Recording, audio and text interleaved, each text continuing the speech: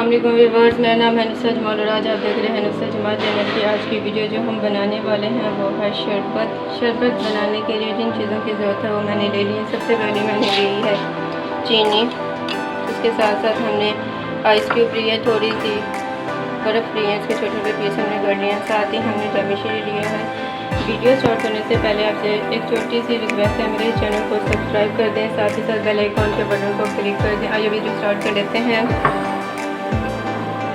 ये देखें, अब हमने हाफ लीटर पानी ले लिया है। हमने इसे 60 टेबल स्पून हमने इसमें चीनी डालनी है, ठीक है।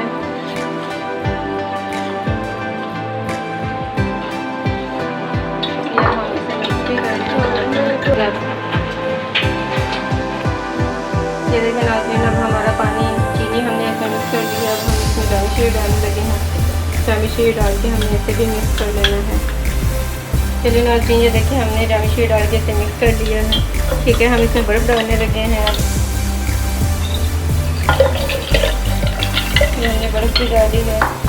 ये कि आज का हमारा शरबत जो हमने तैयार कर लिया है, अब इसे हम दोबारा 100 में डाल देते हैं। ये देखिए हमारा तैयार हो गया है। अब हम इसे ग्लास में डाल लेते हैं।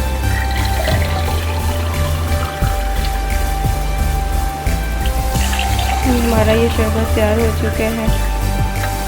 आप इसे घर में ट्राई कीजिएगा और कमेंट सेक्शन में मुझे भी बताइएगा।